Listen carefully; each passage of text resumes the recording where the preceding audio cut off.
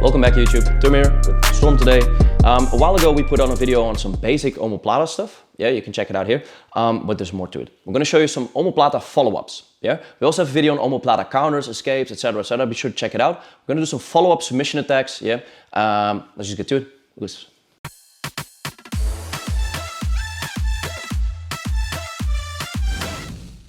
Okay, so we're not going to go through the whole setup today. We're just going to go towards the follow-up attacks. So let's start off with a pretty basic one.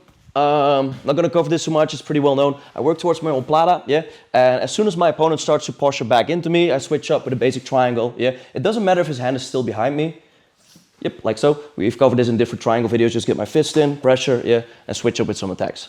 So the basic triangle is there. Some basic submissions. But today we're going to make it a bit more advanced. So we're first going to do some Omoplata submissions where he doesn't roll, where he keeps the same position. Later on we're going to check out what if he rolls. So stay tuned. So for the first one, let's do this side. So for the first Omoplata, we're going to assume that my partner is preventing me from sweeping him, from Omoplata him, sorry. If he posts down, so I can figure for my legs or not, doesn't matter. If he posts with his hand, he has to be careful that I don't go underneath the armpit and put pressure down with my hip on his, I don't know the English word, the collarbone? Collarbone, right? Anyway, shoulder, collarbone, yeah. I extend my left leg, push down, yeah, and get the submission over there. He obviously has to be careful with this foot that I go underneath towards the gogoplata.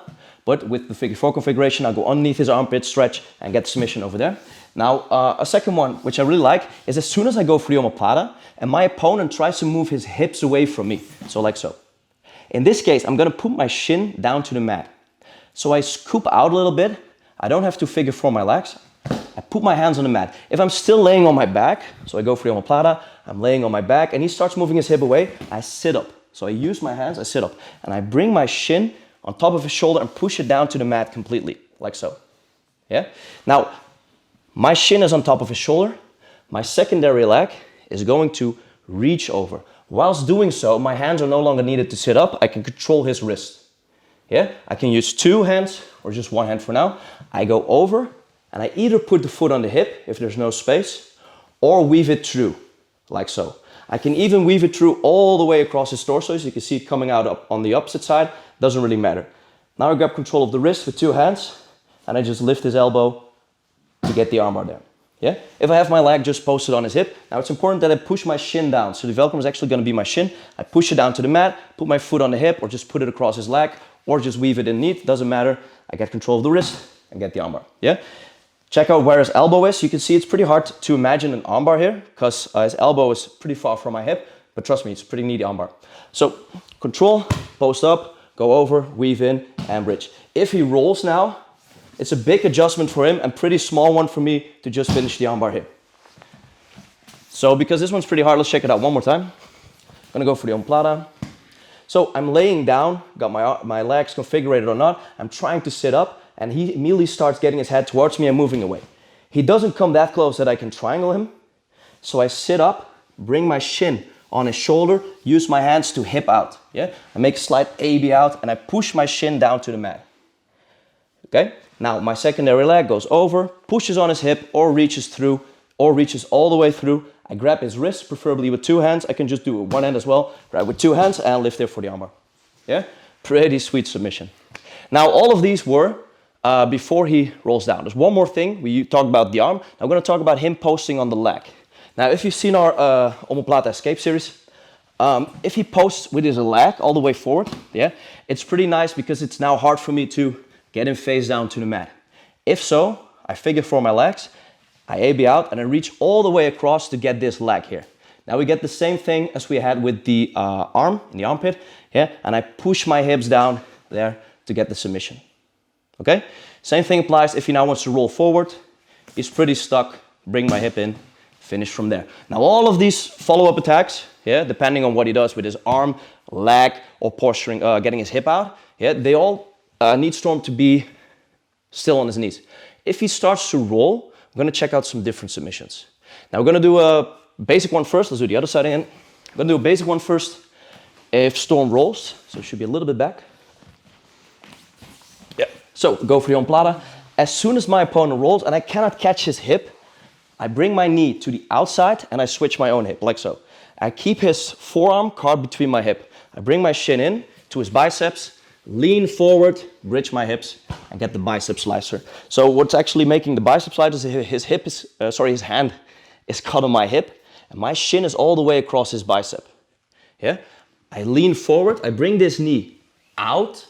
Yeah? So I bring my knee out, and I lower my hips towards the mat to get the slicer. Yeah? It's one of my favorites. I learned a long time ago. I use it. Slicers are not permitted in most gi series and some competitions, but it's a pretty nice submission to hit from that. Another one. As soon as my opponent starts to roll, now obviously I'm biased because this one ends up with a leg lock, but it's beautiful. I'm going to sit up and I want to reach for his hip. I'm too late. As soon as he starts to roll, I catch his leg. Now there's a few options I can do. I bring him towards me, I switch. You can go towards like a sort of 50-50. His arm is still trapped. I go towards, for example, heel hooks. Yeah. Or you can switch, bring the leg over and go for knee bars or toe holds. Yeah. So whichever leg lock submission you choose, irrelevant. They're all really cool. I obviously prefer heel hooks mostly in no-gi. But the most important thing is I'm too late to catch his hip. I catch the inside of his knee, and as I turn myself towards Storm, I pull his leg into me, like so.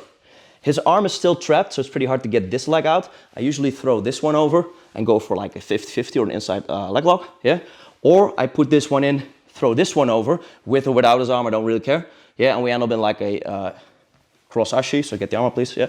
Like a cross ashi, yeah? Like inside sankaku. Go for the heel hook, yeah? Go towards the knee bar, switch through, or go towards the toe hold, or any leg look you like. So that's also a really cool follow-up attack. So the last one is a bit more niche, I think. We're gonna go for the Omoplata, yeah? And then we're gonna put pressure on his shoulder. So not the bicep slicer, not going for leg locks, but gonna get a top position. So, in this beautiful case, we're going for the Omoplata. My opponent starts to roll. Let's get the camera angle. And I'm going to roll with him, yeah, go, on top, and I'm going to put pressure and sit on his shoulder. I need to control this arm. Now, it might look as if I don't have that much control over Storm, but as long as I keep a lot of pressure on the shoulder, I'm gonna put my foot underneath his triceps, underneath his shoulder, and cup the arm, yeah? If he wants to get a top position now, it's pretty hard. Now, my foot behind his arm is actually a tiny fulcrum, I think is the word, to make the armbar. So what I want to do is I want to control the arm, even with one hand, and just push it down all the way on my ankle and bridge for the armbar. If that's not strong enough, yeah, because Storm has pretty strong arms, if he curls back, I'm going to get my foot in all the way at the end, push and lift.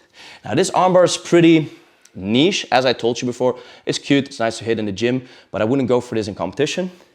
Foot beneath his arm, that's my mini leverage, yeah, bridge, and I keep my weight on top of Storm. I can either be all the way here and just bridge it down. If I cannot reach with my arm, yeah, I don't lean all the way towards him. I'm just gonna put my foot on it, bridge there. Yeah? If Storm starts to defend and get his arm underneath my armpit, his right arm, and grabs his hands, I just switch over to a Kimura grip, Kimura trap, and start working from there to get the Kimura. Yeah? So that's my final follow-up attack. Once again, my least favorite, but it's pretty cool to hit. The armbar is pretty strong, even though it looks pretty weak. Try it out. My favorite ones are the ones before he rolls, yeah, with switching armbar, getting over, getting pressure on the collarbone, and obviously the leg locks. So here's some nice follow-up attacks from the Omoplata, besides the basic triangle and the basic Gogoplata. So more stuff to work on. I hope you guys enjoy. See you in the next video. Oes.